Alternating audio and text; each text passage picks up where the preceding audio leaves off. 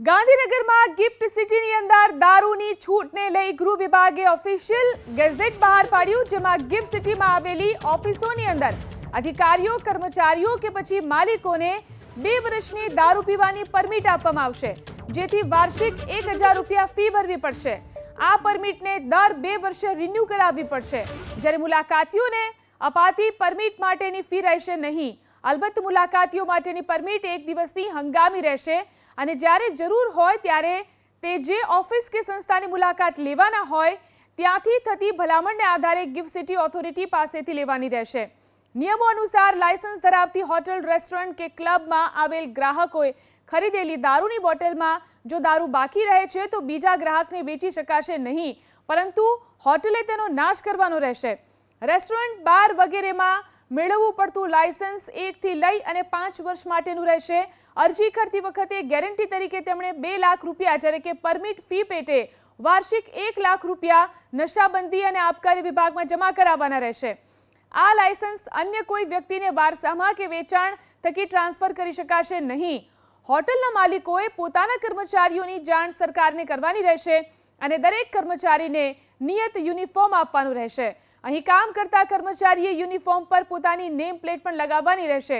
સીસીટીવીના record 3 મહિના માટે રાખવાના રહેશે। તો કઈ શરતો રાખવામાં આવી છે ગિફ્ટ સિટી માટે તેની આપણે માહિતી મેળવીએ તો ગિફ્ટ સિટીમાં હોટલમાં વેચાતો દારૂ જ પીવો, બહારથી લાવેલો દારૂ અહીં પી શકાશે નહીં। કર્મચારીઓ અને મુલાકાતીઓ માટેના નિયમો છે। મુલાકાતી સાથે કર્મચારીએ દારૂ પીતી વખતે હાજર રહેવું પડશે। તો દારૂ પીતા સમયે પરમિટ સાથે જોઈશે, તેને આધારે જ અહીંથી દારૂ મળશે। કર્મચારી અને મુલાકાતીઓ માટેની આ શરતો છે। જો પરમિટ ખોવાય કે ફાટી જાય કે અક્ષર ઝાંખા થઈ જાય તો પરમિટ નવી લેવી પડશે। તો આ તમામ નિયમો અહીં કર્મચારીઓ અને મુલાકાતીઓને લાગુ પડશે।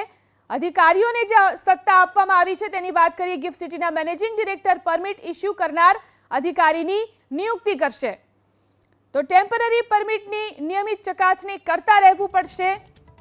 જે અધિકારીઓને સત્તા આપવામાં આવી છે તેમાં FL3 નિયમોનો ભંગ થાય તો તેની જાણ નશાબંધી અને આબકારી વિભાગને કરવાની રહેશે। કંપનીના અધિકારી પરમિટ માટેની ભલામણ કરવામાં ગેરરીતિ કરે તો તેની જાણ કરવી પડશે। તો અધિકારીઓને આ સત્તા આપવામાં આવી છે। ગિફ્ટ સિટીના જે અધિકારીઓ છે તેમના માટે આ સત્તા છે। તો આ તમામ જે નિયમો છે મુલાકાતીઓ માટે, કર્મચારીઓ માટે તેમજ અહીં જે અધિકારીઓની નિમણૂક કરવામાં આવનાર છે તેમના માટેના તમામ નિયમો જાહેર કરવામાં આવ્યા છે।